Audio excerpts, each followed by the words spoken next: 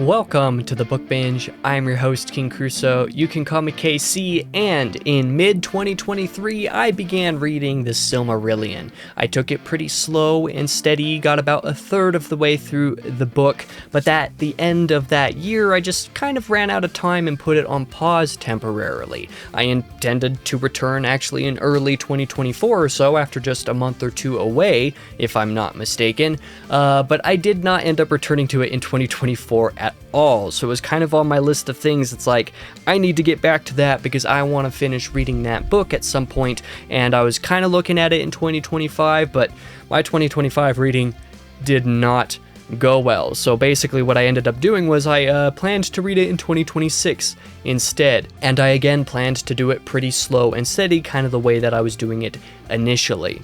But instead, out of the blue, pretty much out of nowhere, in the middle of December, it was half over, a little more than half over, it was a little bit more approaching the time of Christmas or so. I didn't have time to read The Three Musketeers at the end of the month anymore like I had planned to, and so I opted to throw in the Silmarillion for some reason, but because I was doing it audio and immersive, I managed to finish it pretty quickly in that time. But I didn't just continue the book, I restarted it entirely actually in December. So let's talk about how that experience went for me, starting with the good of the Silmarillion. And the very first thing that I gotta say, and this is something that's going to be pretty obvious to anybody who knows what this is, the depth of the lore and history of Middle-earth is so good. It's very vast, it's very deep as well, and it's truly real. You know, it's not a feigned sort of depth. It's not like, you know, people talk about the world of the Wheel of Time, and I'm going to ruffle some feathers with this opinion, I know, but people talk about the world of Wheel of Time, Robert Jordan's world there, and they talk about that being so deep and so big, and I gotta say, compared to something like a Middle-earth, and I mean, to be fair, anything compared to Middle-earth is not going to hold a candle to it, but when you talk about like really rich and deep fantasy worlds, Robert Jordan's is, wide as an ocean, deep as a puddle, whereas the Silmarillion is wide as an ocean, deep as an ocean. There's just so much there that is really rich, really great, and really enjoyable to get to experience and to learn and become mildly familiar with while you're reading the story. It's great. I really enjoyed being able to experience that aspect of the Silmarillion. Furthermore, as far as the experience itself goes, the general tone and the vibe of the storytelling within the Silmarillion is also really good. You know, it's got some quasi-biblical tone at times. The mode of writing is kind of familiar to that. It's got some certain folkloric aspects at other times as well, and overall I just think that the balance of what's on offer here is really impressive, not just in terms of what Tolkien built with Middle-earth, but also all of everything that he had lined up, like just building an actual history, building multiple languages. Just all of the construction that he did for Middle-earth makes it honestly kind of impossible to match for basically anybody. It's just great. Like, you cannot overstate just how good of a job Tolkien did building Middle-earth. Another thing that I really enjoyed about the Silmarillion is that many of the specific stories within the book are very good. You know, it's easy to call out some of what ultimately became the Great Tales of Middle-earth, which you'll sort of see on my shelf back there. There's like the Fall of Gondolin, but most especially the Children of Húrin, and what's the other one called? Beren and Lúthien.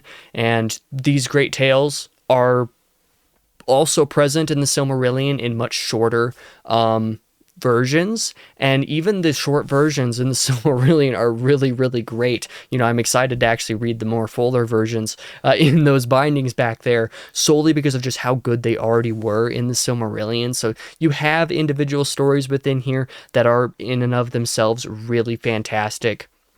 So, you know, it's not just a boring lore and history book, even though a lot of it is more focused on that aspect. There are some specific stories in here that are really great and just stand on their own 2 feet as is, you know, just being 20 or 30 pages of like, wow, yeah, that's super solid. And, you know, the context that generally most of the stories within the Silmarillion provide to the Third Age in general, I would say, are also great. My lights are going out. I don't know why that's happening.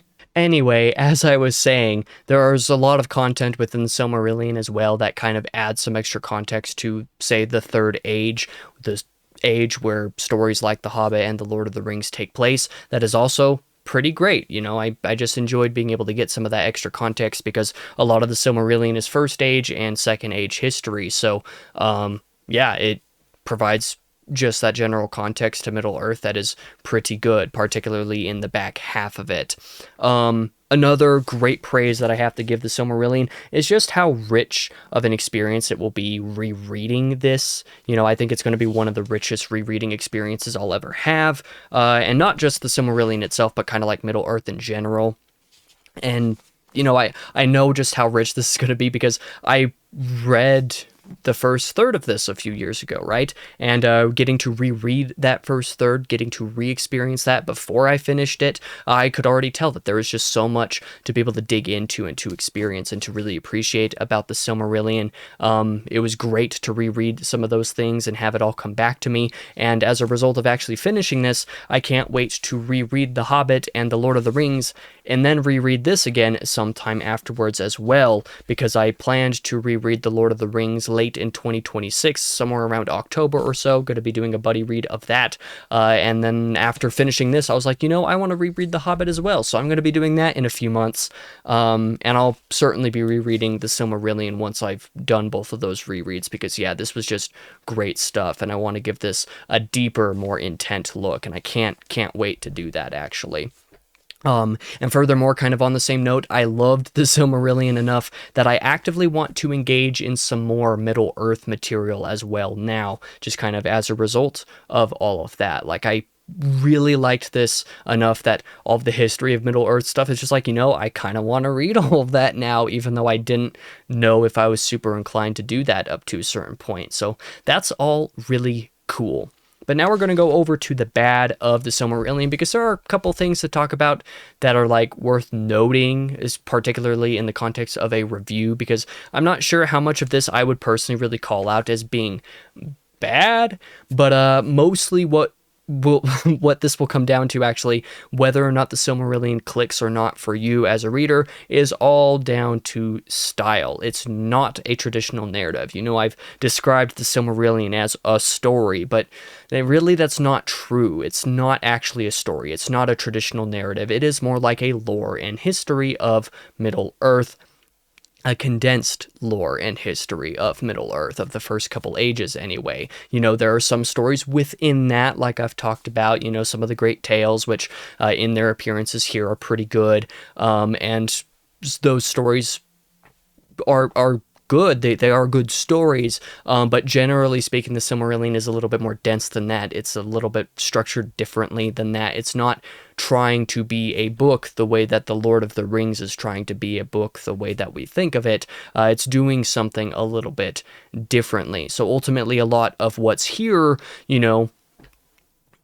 it's enough material laid out in such a way that it might take people multiple reads to really get through this, because if you were to go through all of this history in a narrative format, it would take forever to do that, because that's just not what it's doing. So, it's pretty dense. Like I said, it is a lot. You have to really dig into some things a bit. And, certainly I felt that this book took a little bit getting into, and there were some things that I certainly missed on this experience while I was finishing the book as a result of being pretty speedy and doing it on audio and just trying to be finished with it before the end of the year. But I also felt like I was missing some stuff even in my slow eyeball read the first time. There's just so much going on that it requires a little bit of study. You have to really dig into this to really get what's coming out of it. It's going to take multiple reads to get everything out of it that you could, and a lot of stuff is going to fly over your head, basically. It's not a narrative, it is a history, and there's a lot of depth to that. So, I expect to return to this book and to Middle Earth stuff in general quite often, actually, as a result of just my experience with it. I really, really enjoyed all of that. It was great. But not everybody is going to appreciate that. And there's another aspect to this as well that I mentioned earlier, and that is that the sort of mode of writing of the Silmarillion is going to be a little bit rich for some people as well. You know, not everybody's going to like that sort of quasi-biblical tone that some of the prose has to it. Particularly the first couple bits of the Silmarillion are very heavy on that. But if you don't like that more or less cut and dry, this, then that, then this, then that approach to like, this is like a condensed version of the history of this world, and there might be a couple lines of dialogue insofar as like big momentous moments that occur now and again between big figures in that history, but like it's not that narrative, you know. It's not going to be, it's beautiful prose, but not in the way that you might expect it to be, say, in The Lord of the Rings, because even these two are very different in the way that they're approached. So if you're not into what this is doing, you know, you might not click with the book at all, because it's just different. Going into the ugly of the Silmarillion, I don't really have anything to say for this. The only thing that I could comment as far as the ugly goes with the Silmarillion is that it is such a pity that Tolkien was not able to collect and complete more of this work in his life, you know. Being able to have these collections of things like the Silmarillion and other stuff come out since then, within the world is really great, you know, really appreciative of the work that Christopher Tolkien did, all incredible. I just kind of wish we got more Tolkien, that he was able to actually refine and, you know, produce more within Middle-earth in a way that like we got from The Hobbit or The Lord of the Rings or something, to have more pieces of the history of Middle-earth in that kind of narrative rather than just being the bits of lore and history in here, because although that world is rich, I just wish there was more from this material to really get into in another aspect. Like, you can appreciate the Silmarillion, but it's kind of hard to appreciate it the same way that you might like a traditional narrative. So, you know, I'm probably running in circles with what I'm talking about, but there's just so much great stuff in here that like it's sad that it's so limited, is basically what I'm trying to say. As for our recommendation, I'm pretty sure if you've watched this whole review, and I pity you if you have, if you really love Middle-earth based off of Lord of the Rings, you know, not just reading that book, but if you really liked the world itself and kind of the implications of the history to be found within there, I think that you should absolutely give the Silmarillion a shot. If you really loved Lord of the Rings and The Hobbit, you should give it a shot, but I would say don't worry if you bounce off it, you know. Don't be too stressed out if it doesn't really work out for you, or if you need a couple tries to actually get into it, as I honestly would understand that. I'd more than understand that. It makes perfect sense to me why that might end up being the case. If you do get through this, you'll surely at least be able to appreciate what's here, even if you don't actively love it. But I think that this material is pretty special, and it's special that we actually have it. So like I said, I think this is worth a try for anybody who wasn't mixed to negative on Tolkien. If you enjoyed Lord of the Rings and you're curious about that history, or if you read the appendices of the Lord of the Rings and you want a little bit more of what's contained therein or whatever, you can check out the Silmarillion. That's just what I've heard anyway.